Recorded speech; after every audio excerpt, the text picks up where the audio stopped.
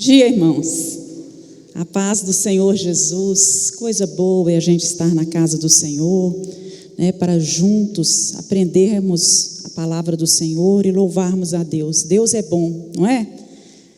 Coisa boa, né? Povo bom, povo dessa igreja, né? Quando saiu esse decreto que a partir de segunda-feira tem que estar todo mundo com máscara, nós não nos preocupamos em momento algum.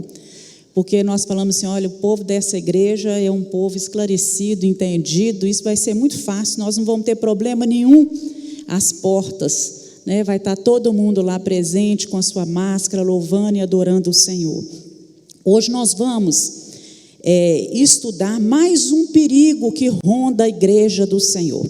Nós já temos visto no decorrer das últimas semanas, que a igreja sou eu e você, não é assim? Nós formamos a igreja de Cristo. Nós aqui todos juntos formamos a igreja Batista Moriá. Os outros irmãos que se congregam formam a igreja presbiteriana tal, a igreja batista tal, a igreja metodista tal. E que nós todos sejamos batistas, metodistas, presbiterianos, assembleianos, nós formamos a grande igreja de Cristo, a igreja universal. Então, esses perigos rondam toda a igreja, mas hoje nós vamos trazer aqui para a nossa vida em particular, eu, você como igreja, e nós aqui como igreja Batista Moriá, como povo do Senhor. Então nós vamos ver aí a perda da visão focada em Jesus. Isso é um problema, é um grande perigo, quando a igreja, quando eu e você perdemos a nossa visão focada em Jesus.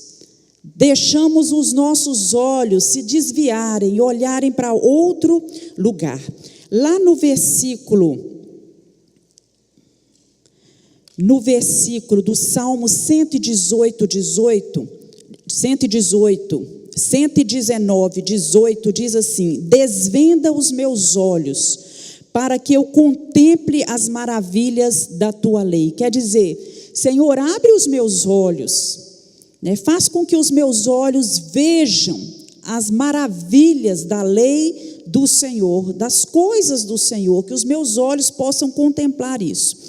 E nós vamos ver aí algumas verdades em relação aos nossos olhos. E eu coloquei ali que os nossos olhos, muitas vezes, eles podem nos iludir, porque nem sempre as circunstâncias são como aparentam ser. E nós precisamos pedir ao Senhor, não só para a gente ver melhor, mas para a gente interpretar as coisas corretamente, do jeito que elas realmente são. Por exemplo, a história conta que há muitos anos atrás era costume na Birmânia as mulheres andarem atrás dos maridos. E que após a Segunda Guerra Mundial, isso se inverteu. As mulheres passaram a andar na frente dos maridos. Então, quem olhava aquilo poderia entender da seguinte maneira: puxa vida, os homens aprenderam, os homens estão mais educados, os homens mudaram.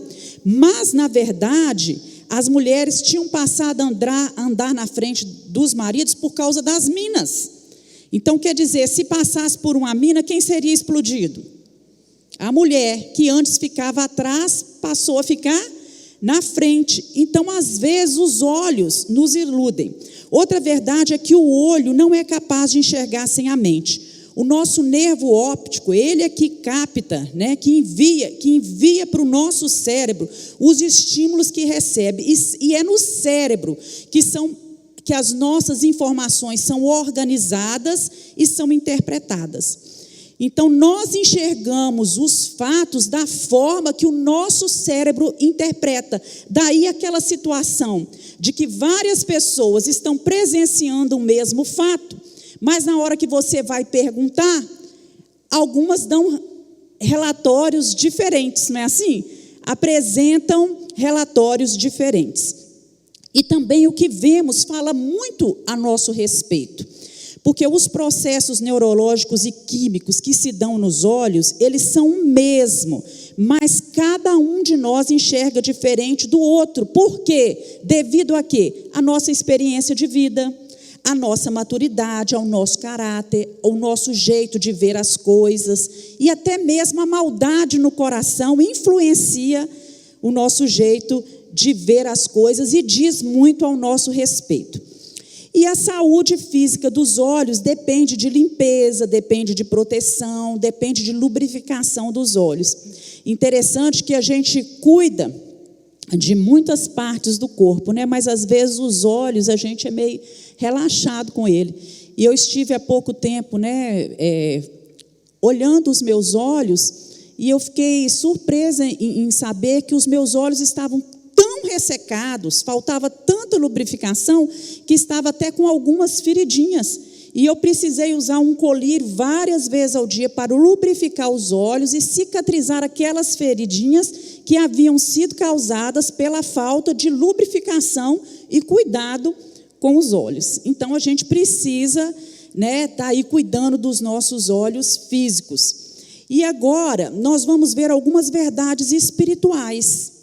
E uma delas é que a saúde espiritual dos nossos olhos, ela depende da saúde da nossa alma.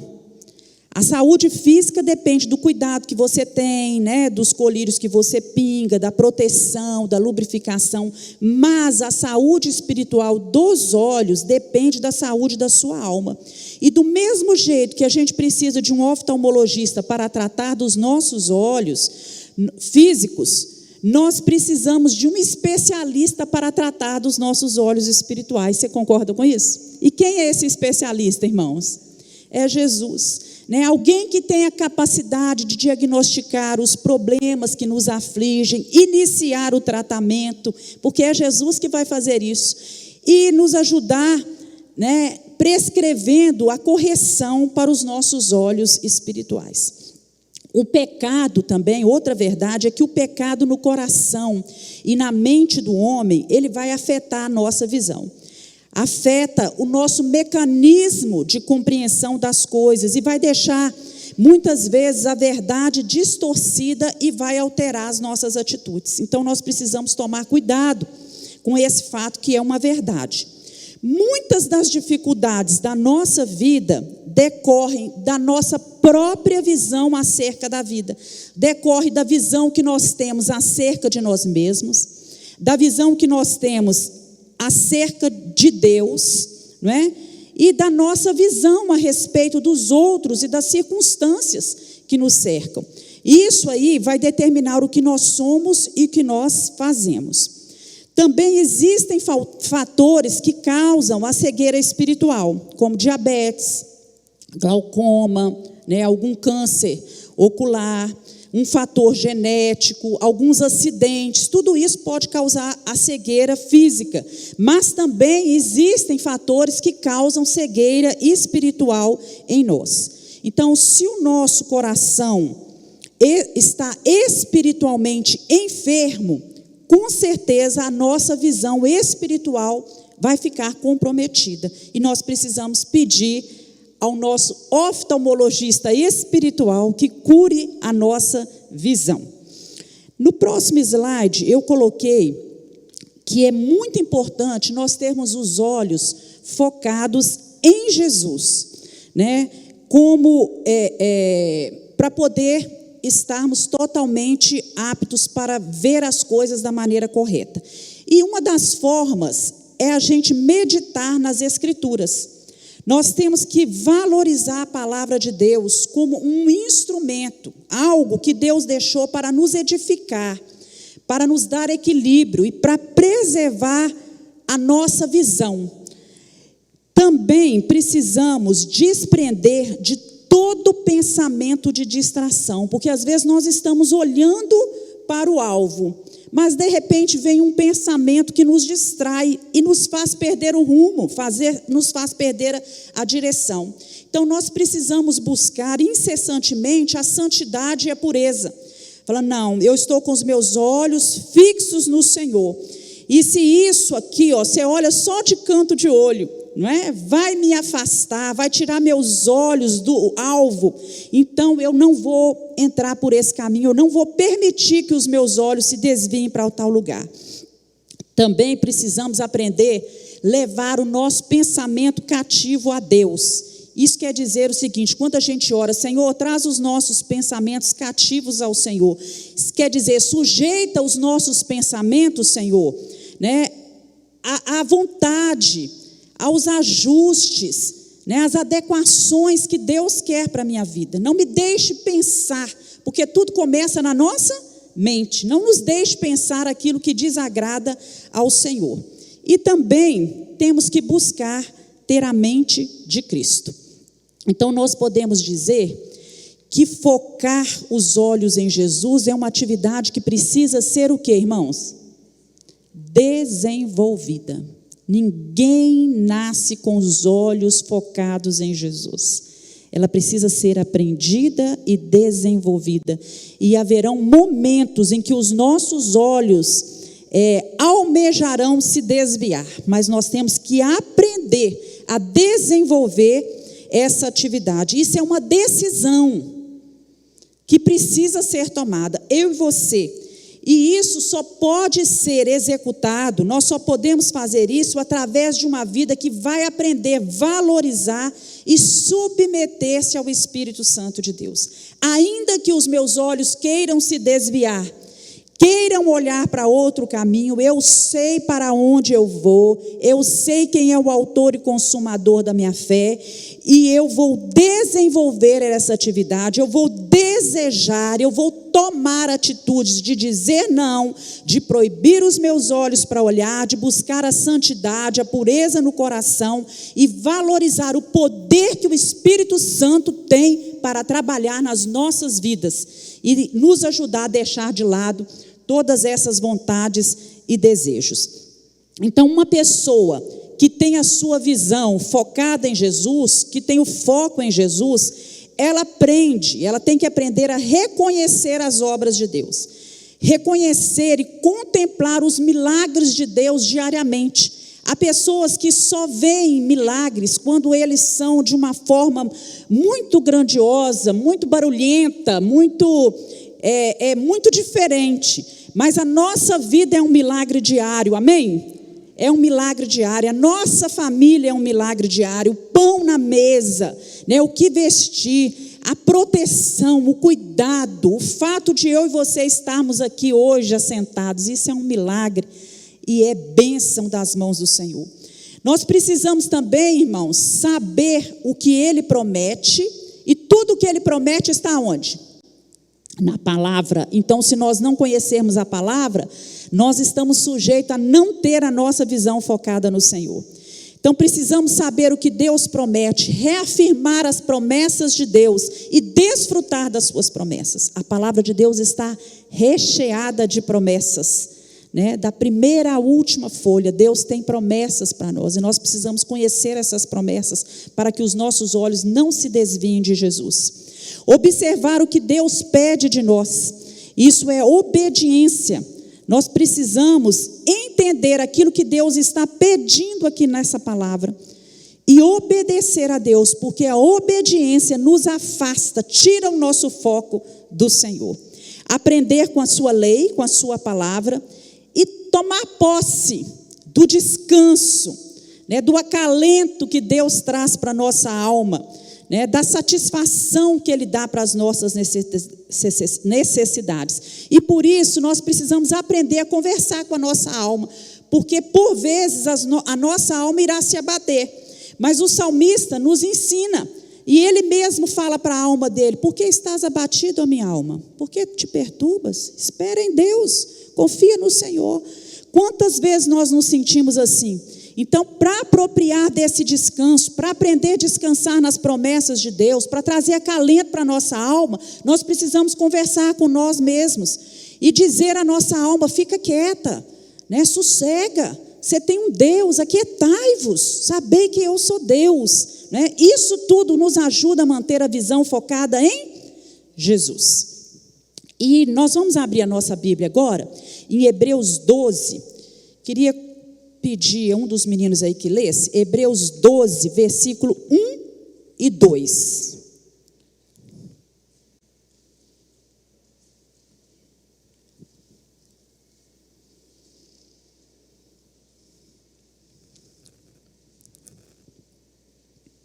Hebreus capítulo 12, versículo 1 e 2. Quem achou aí pode ler.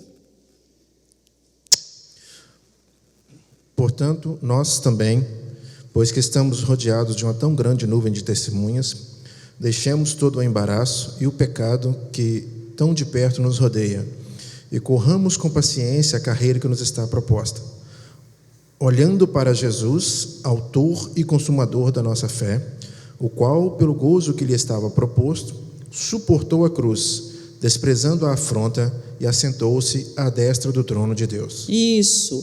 Nós também, quer dizer, eu e você, nós também, que estamos rodeados por uma tão grande nuvem de testemunhas. Vamos nos ater aqui, né? O que o autor do livro de Hebreus, né, estava querendo ensinar quando ele diz que ao nosso redor nós temos uma grande nuvem de testemunhas. Essa nuvem de testemunhas, será que ele estava querendo dizer que nós estamos sendo observados? Né? Tem um tanto de gente testemunhando os nossos atos, aquilo que nós fazemos? Eu creio que não. Que ele não quis dizer, relacionar essa fala aqui ao fato de que tem espectadores olhando para nós. Até porque ainda nós não aprendemos tudo, não vivemos tudo que temos que viver, a nossa maturidade ainda é muito pouca, mas ele quer dizer aqui que nós temos, né, ao nosso redor, né, pessoas que se tornaram heróis da fé, que se tornaram testemunhos de fé para cada um de nós, e que deixaram marcas na história, que marcaram a história com a sua forma de viver, de enfrentar as suas lutas, os seus problemas, os seus sacrifícios, e a forma como eles se submeteram a Deus, e viveram com Deus apesar de, ainda que, eles viveram com Deus e demonstraram a sua vida, no seu caminhar diário, que eles eram tementes e amavam o Senhor.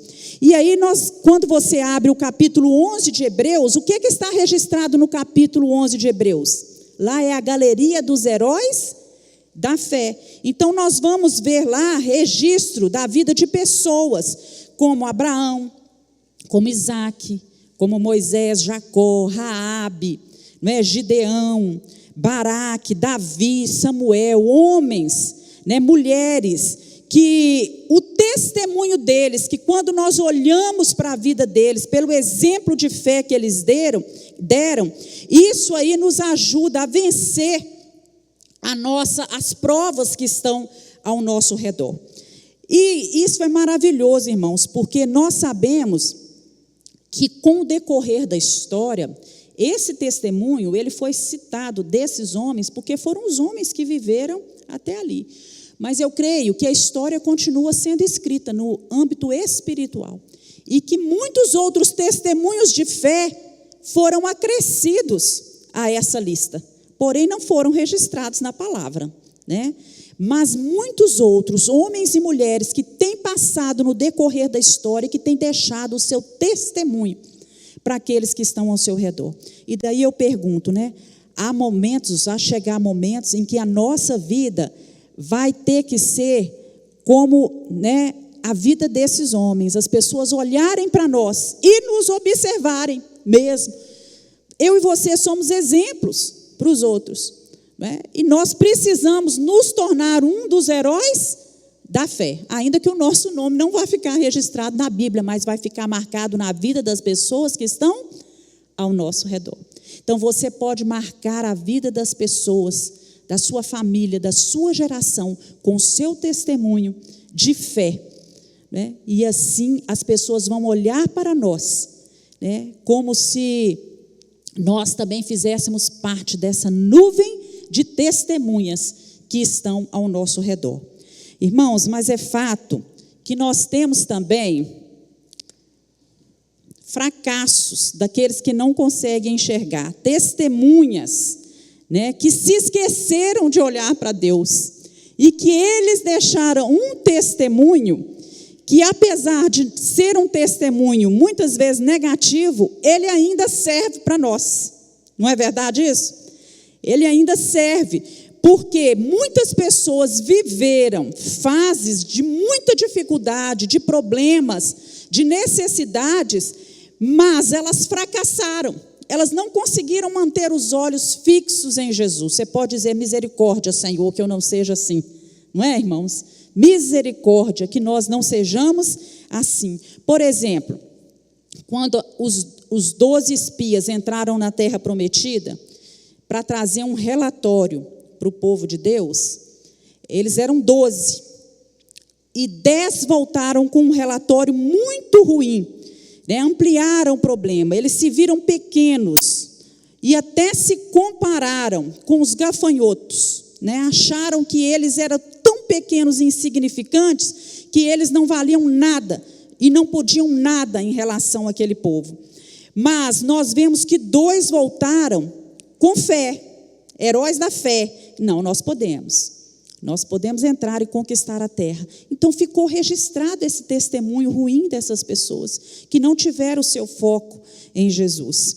E também temos a história, por exemplo, de Corá, de Datã, de Abirão, que foram homens, lá no livro de Números conta a história deles, que eles perderam o foco em Jesus e que em determinado momento, por causa da vaidade, da maldade no coração, eles deixaram de ter os seus olhos no Senhor e começaram a proclamar entre o povo que Moisés e Arão não eram somente eles que eram santos e chamados para liderar o povo, que todos que estavam ali eram chamados. Nós reconhecemos que o amor de Deus é para todos, não é, irmãos? O cuidado de Deus é para todos. Mas naquele momento específico, Deus tinha chamado para liderar Moisés e Arão, seu irmão. E eles começaram a desejar no coração o lugar daqueles homens. Deixaram para nós um testemunho ruim, porque no decorrer dessa história, nós vimos que a terra se abre, são engolidos, e ainda vemos aqui 250 pessoas se deixarem levar pela influência desses homens. Então, se Deus chamou você para realizar uma obra, a palavra de Deus diz para você, né? Quem tem posto a mão no arado, não pode olhar para trás, não é? Não pode olhar para trás. E se olha para trás, não está apto para o reino de Deus. Deus tem te dado uma obra, tem te dado uma função para realizar. Então, siga em frente. Mesmo se o problema, se a dificuldade seja grande, vá em frente, se levante, porque Deus vai te dar força. Foca os seus olhos em Jesus, avança com confiança, crendo que Jesus é o autor e consumador da sua fé e que ainda que as circunstâncias sejam contrárias, Deus vai fortalecer você e vai te dar vitória. E o texto de Hebreus, ele continua dizendo, né? Estamos rodeados de uma grande nuvem de testemunha e deixemos de lado todo o embaraço. O que é um embaraço? É uma situação, um acontecimento, segundo o dicionário, é algo que nos atrapalha, algo que bloqueia, que torna a nossa caminhada mais difícil, algo que é um empecilho para que a gente possa caminhar de uma forma boa.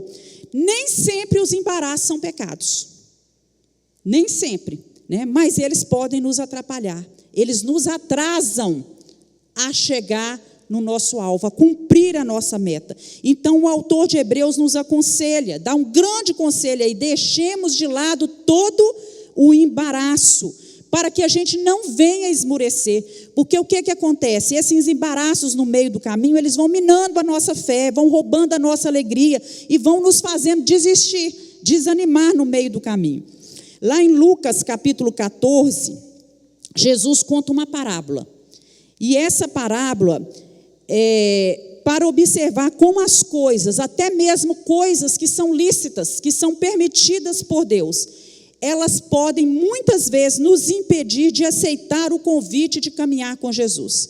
Então ele diz, né, nessa parábola, que haviam 3 homens, e esses 3 homens foram convidados para participar de uma grande festa, de uma ceia, de um banquete que estava sendo oferecido pelo Senhor. Mas eles faltaram a esse banquete, e cada um apresentou uma desculpa.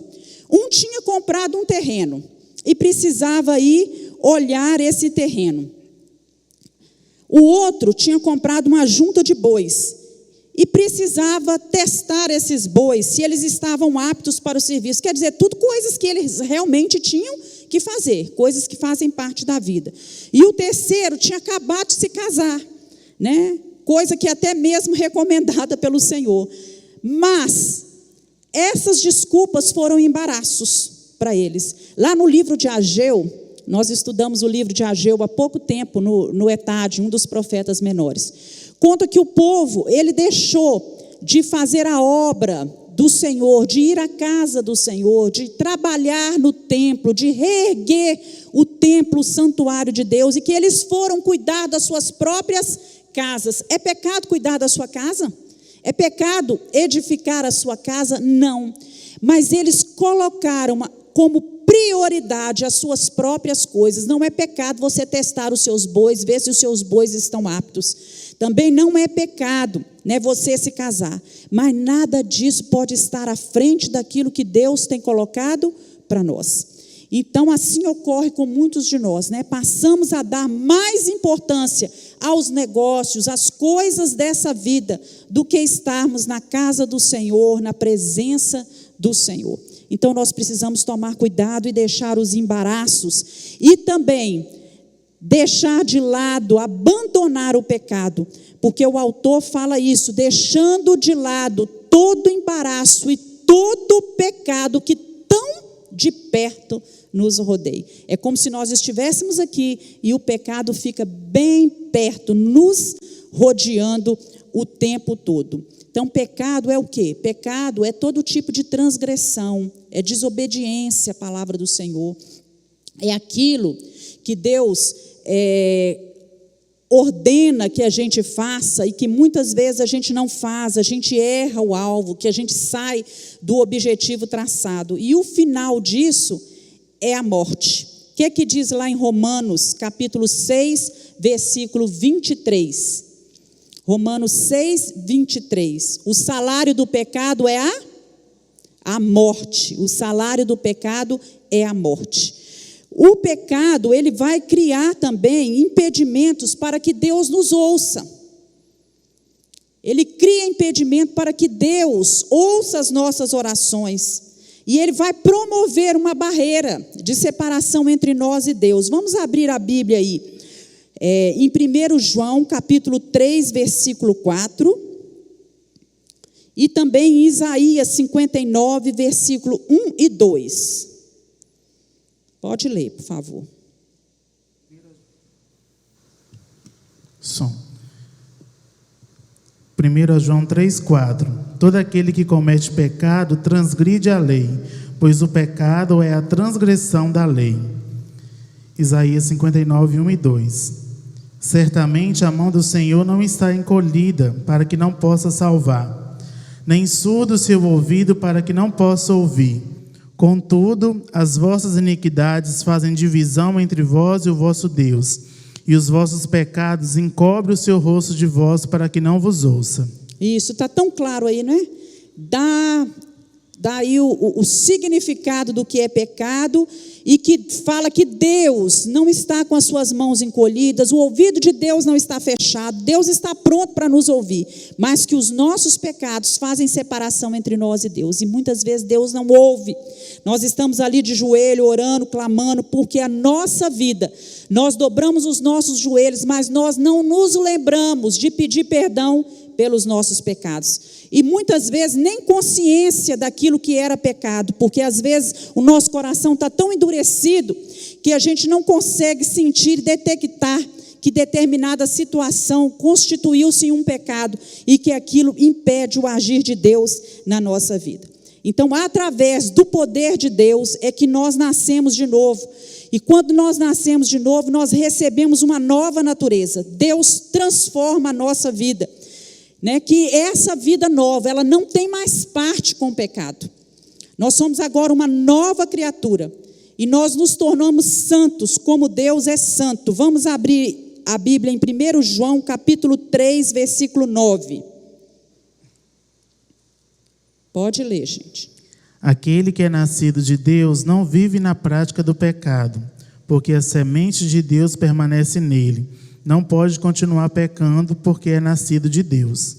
Isso, aquele que é nascido de Deus não vive mais na prática do pecado. Aquele que é nascido de Deus peca? Peca, mas o pecado tem que ser um acidente na sua vida. Opa, pequei, errei. Mas se confessarmos os nossos pecados, Ele é fiel e justo para nos perdoar os pecados e nos purificar de toda injustiça. Então eu me arrependo, eu mudo de rumo e eu passo novamente a fixar os meus olhos em Jesus, caminhando, correndo essa carreira que está proposta para mim. Então nós precisamos olhar para Jesus, observar as instruções que são oferecidas aqui na palavra de Deus, recebermos a cada dia mais e mais fé. A fé vem pelo ouvir, e ouvir a palavra de Deus. Quando nós estamos ouvindo essa palavra, quando nós estamos lendo, quando nós estamos buscando conhecimento nessa palavra, é nos acrescentada fé, né? A fé naquele que é o autor e o consumador da nossa fé. É Ele que nos dá a fé e Ele que consuma, né? Ele que sela essa fé em nós. Assim, confiados nele, nós teremos condições de vencer o pecado e vencer o mundo. 1 João 5,4.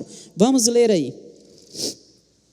Pois todo que é nascido de Deus vence o mundo. Esta é a vitória que vence o mundo, a nossa fé. Isso, a vitória que vence o mundo é a nossa fé. Nós precisamos ter fé e aprender a confessar os nossos pecados, abandonar os nossos pecados, porque Ele e os embaraços nos impedem de ter o nosso foco em Jesus, nos fazem perder a nossa visão espiritual. Ainda vamos falar um pouquinho da serpente no deserto. Essa história está registrada lá no livro de Números, é uma das histórias fantásticas da Bíblia, que Deus deixa ensinamentos profundos para nós. O povo estava perto de conquistar a terra prometida. Eles já tinham peregrinado no deserto muitos anos, faltava pouco para eles entrarem na terra. Mas a nova geração que tinha se levantado, ela começou a desviar o olhar das promessas de Deus. Começou a tirar os olhos do Senhor e começou a ficar impaciente com a jornada. O povo precisava sair de Cádiz, que era a cidade de Cádiz, e ir para Moabe, para a terra de Moabe. E o caminho mais próximo era passando pela terra de Edom, dos edomitas. Então, para alcançar as campinas do Rio Jordão, eles cortariam caminho se eles passassem pelas terras de Edom. E eles pedem permissão para passar por aquela terra, mas o rei de Edom não permitiu a passagem dos israelitas. Não deixou que eles passassem ali, resistiu e forçou Moisés a dar uma longa volta, fazer uma longa caminhada por uma terra árida, por uma terra que não tinha água, que era pedregosa, que tinha escassez de alimento. E o povo se revoltou com aquilo e começou a acusar Moisés, né, e falar com eles que agora eles morreriam ali naquele deserto, que eles não davam conta mais, que eles preferiam ter morrido no Egito. Teria sido muito melhor. E o pior é que eles estavam tão ansiosos para chegar na terra de Canaã, que eles fizeram algo terrível. Eles desprezaram o maná, que tinha sido aquilo que Deus tinha, o alimento que Deus tinha enviado para matar a fome deles todos os dias. Abre sua Bíblia aí em Números, capítulo 21. Vai lá em Números 21, versículo 5.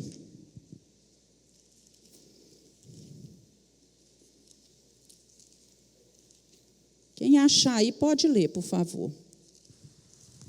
E o povo falou contra Deus e contra Moisés: por que nos fizeste subir do Egito para que morrêssemos neste deserto? Pois aqui nem pão nem água há, e a nossa alma tem fastio deste pão tão vil. A nossa alma tem o que, irmãos? Fastio desse pão vil. Olha só como que eles, né, falaram, desvalorizaram a bênção, o milagre. Era um milagre, irmãos. Como é que pode descer todo dia um pãozinho, tipo um pãozinho de mel do céu, cair ali, o povo recolher? e o povo recolhia na proporção certa, e aquilo alimentava, sustentava o povo. Se eles recolhessem a mais no outro dia, aparecia bichos, mas quando era o sábado, eles podiam recolher 2 porções, que aquelas porções valiam para os 2 dias. É milagre ou não é? Mas nós estamos enfastiados, nós estamos cansados deste pão vil. Ingratidão. A palavra certa é essa, ingratidão. E hoje muitos têm sido ingratos, né, com o Senhor, deixando de reconhecer as grandes obras, menosprezando os feitos do Senhor. Como o apóstolo Paulo fala lá em Romanos, vamos ler aí, vamos voltar lá em Romanos, capítulo 1, versículo 21.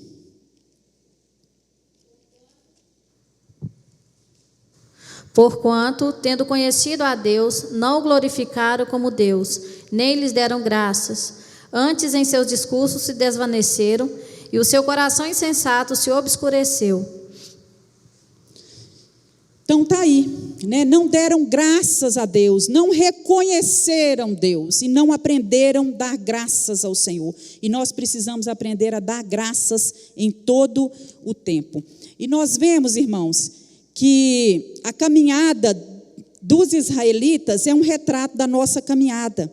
E nós estamos tão próximos da vitória em alguns momentos, mas próximos da vitória, mas ainda temos que enfrentar uma estrada tortuosa, difícil, passar por provações, por dificuldade, e perdemos a paciência.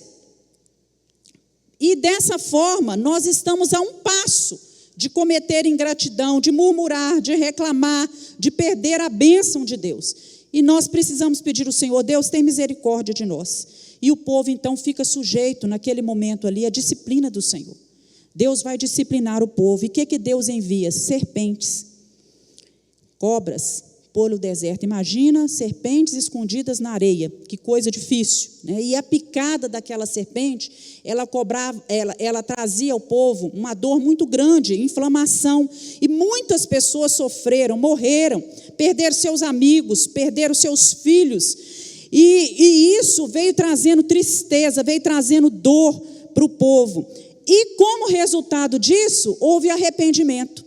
E eles choram pelos seus pecados, confessaram seus pecados e imploraram a Moisés que orasse. Moisés, ora por nós e pede a Deus para nos libertar desse castigo, para trazer a libertação. E Moisés ora pelo povo. Quando Moisés ora, Deus ouve a sua voz, porque Deus sempre nos ouve. Deus fala com ele: Moisés, você construa uma serpente de metal, e fixe você vai fixar essa serpente numa haste, e vai acontecer que todos aqueles que forem mordidos pela serpente, se eles olharem para essa serpente de metal, eles vão ficar curados e eles serão vivos.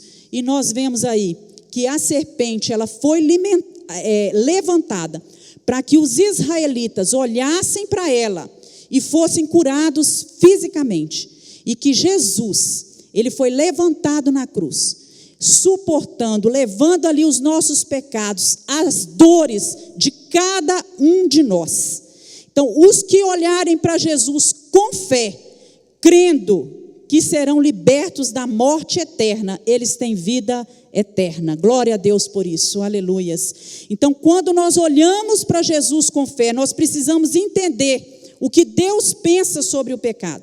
Quando nós fixamos o nosso olhar pela fé em Jesus, na grande obra do Calvário, que Ele morreu por nós, que Ele é o Senhor, que nós nascemos em pecados, mas que sem Deus nós viveríamos e permaneceríamos no pecado, estaríamos destinados à morte espiritual, mas que Ele morreu na cruz para nos libertar e nos trazer vida, nos trazer cura espiritual e dar a cada um de nós uma nova oportunidade. O nosso coração se enche de gozo, irmãos, em pensar nisso, né? A serpente ali, ela era símbolo do pecado, e Jesus foi feito também pecado na cruz por nós, para que nós pudéssemos ser reconciliados e declarados justos por Deus. Abre sua Bíblia em 2 Coríntios, vamos lá agora para 2 Coríntios, capítulo 5, versículo 20 a 21.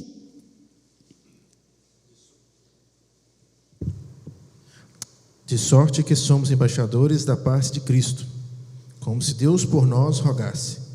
Rogamo-vos, pois, da parte de Cristo, que vos reconcilieis com Deus.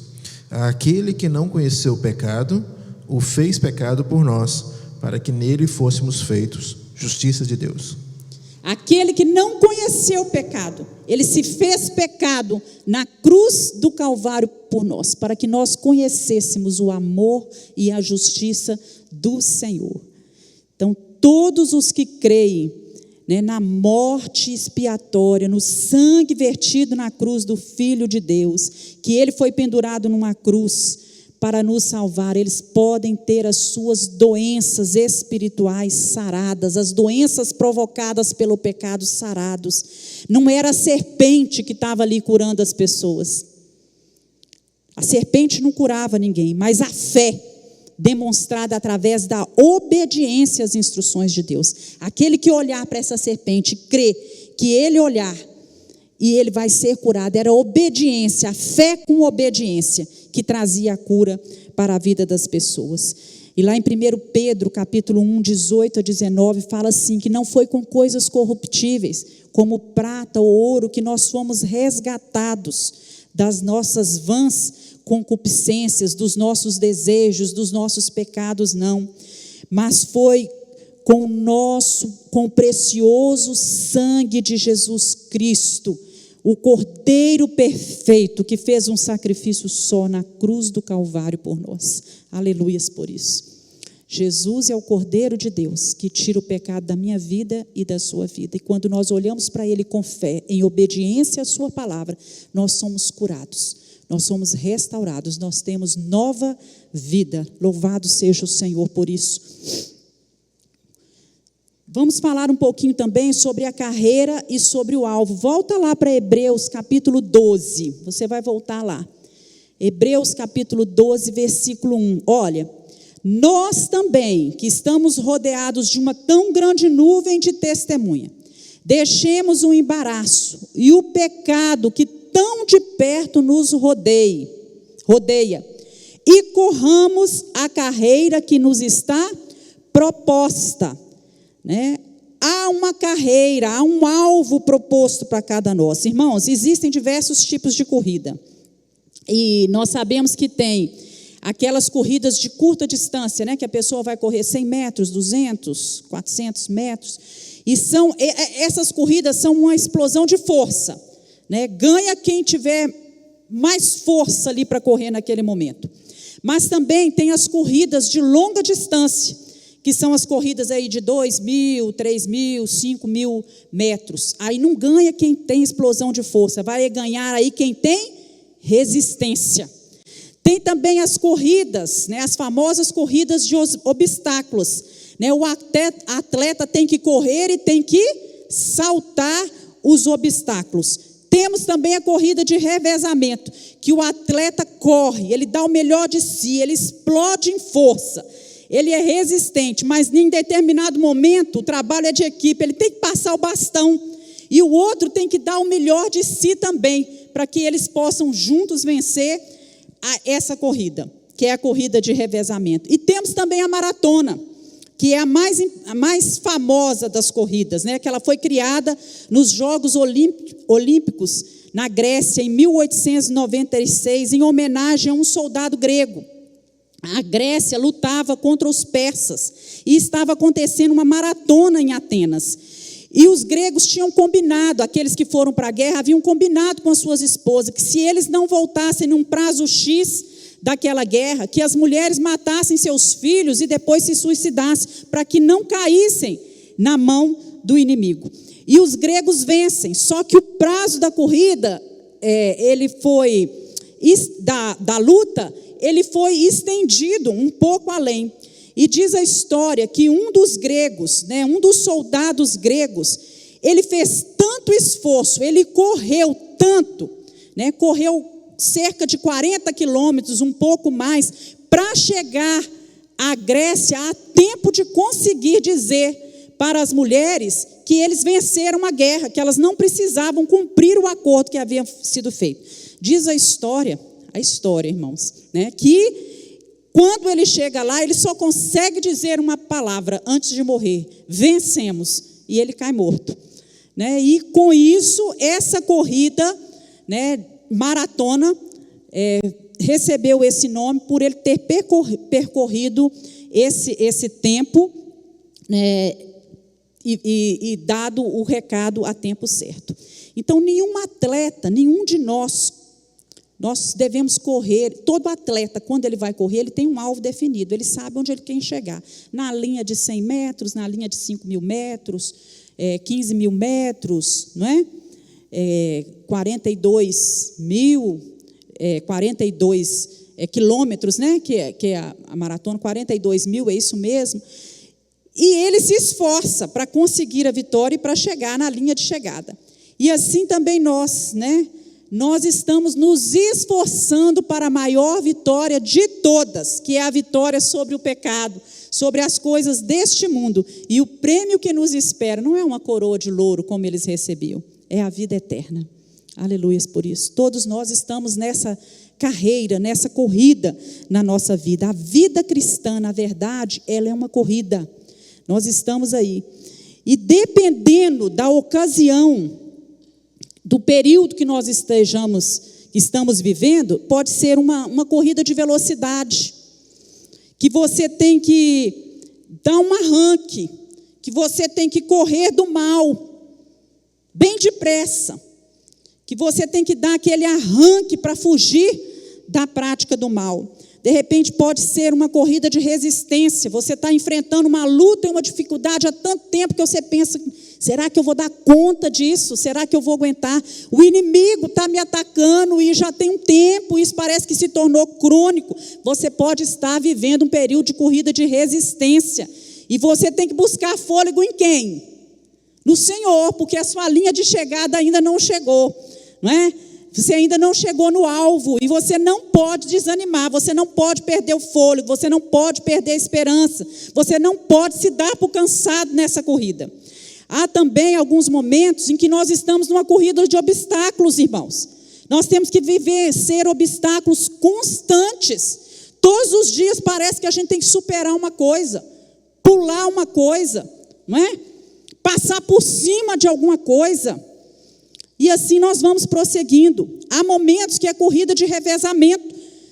E nós temos experimentado isso muito dentro do lar, né? Para isso nós precisamos de um entrosamento, porque nós temos parceiros, nós temos amigos, nós temos irmãos em Cristo que estão correndo essa mesma corrida conosco. E há momentos, né, que nós temos que passar o bastão. Agora é sua vez, corre um pouco, né? E o outro passa para o outro, corre mais um pouco, para que nós possamos vencer essa corrida. Mas se nós considerarmos a nossa trajetória de vida toda, do momento que nós nascemos até o momento em que iremos nos encontrar com o Senhor, nós estamos numa maratona, numa corrida de longa distância. Pode ser que a distância proposta para mim já foram 56 anos, mas muitos não chegaram nos 56, né? Outros já estão aí nos 80, né? Tem outros que já que essa maratona se encerrou para eles aos 15, mas a nossa vida é uma corrida, é uma maratona, e todo atleta que quer vencer essa corrida, que quer chegar ao final, ele precisa se preparar, e essa preparação, ela é extensa e ela é difícil, ela é árdua. Muitas vezes, né, nós vamos ter que participar de um treinamento longo, nós vamos ter que cuidar da nossa saúde espiritual, daquilo que nós alimentamos, que se a gente ficar só se alimentando espiritualmente de porcaria, a gente não vai ter força, resistência para correr essa corrida, não. Nós precisamos fazer exercícios para poder estarmos preparados para correr a nossa corrida espiritual, armazenar energia para que a gente tenha resistência. E a energia nós armazenamos o quê? Tem gente que só deixa para ler a Bíblia na hora que chegam os problemas, não é assim? Não tem energia guardada, não tem força guardada. Quando chega a hora de correr, ele não aguenta, ele não tem resistência para correr a corrida. Então ele não consegue chegar lá. Por isso a recomendação que nós temos que ler a Bíblia todos os dias e guardar essas verdades no nosso coração, porque a nossa corrida, ela é constante. E nós só vamos vencer essa corrida se nos submetermos a um preparo adequado. Então é indispensável alimentarmos da palavra, exercitar a palavra, colocar ela em prática, orar, tirar do nosso caminho os embaraços, tirar os pecados que tão de perto nos rodeia, saber trabalhar no corpo de Cristo como grupo, saber nos relacionar com as pessoas, aprender a não ser estrela, não achar que a gente é o centro de todas as coisas, participar na obra de Deus, para que quando chegar o momento que você precisar passar o bastão, você encontre a boa vontade, o amor do outro, o desejo do outro de correr com você, de te ajudar a passar aquele bastão para frente. E muitas vezes o inimigo vai se infiltrar na nossa corrida.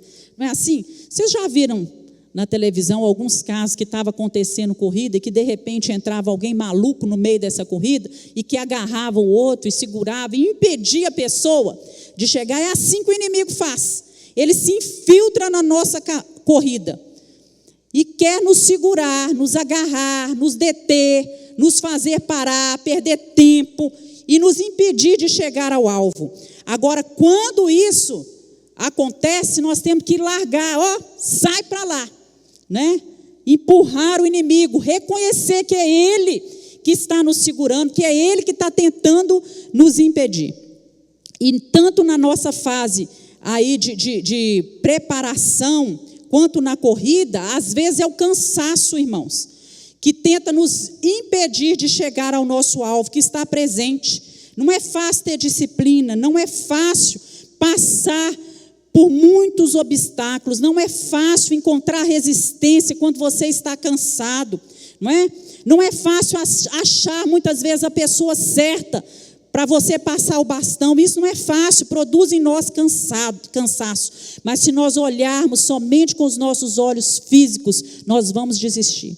Mas os nossos olhos espirituais, os nossos olhos da fé, eles precisam estar postos no Senhor Jesus, aquele que faz todas as coisas, que renova a nossa força a cada manhã. Eu gosto sempre de, quando eu acordo, lembrar do Salmo 84, que fala assim, que aqueles que confiam no Senhor, que esperam no Senhor, eles vão indo de força em força. Eu trago isso à minha mente praticamente todos os dias. Senhor, é de força em força. A força que eu preciso para hoje, meu Deus, o Senhor tem para me dar. A força que eu precisar para amanhã, quando eu acordar, o Senhor vai estar presente, aleluias, para me dar força para aquele dia. Eu não sei o que eu vou enfrentar daqui a 3 anos, 5 anos, mas eu sei que quando eu chegar lá, a força do Senhor que eu precisar vai estar presente.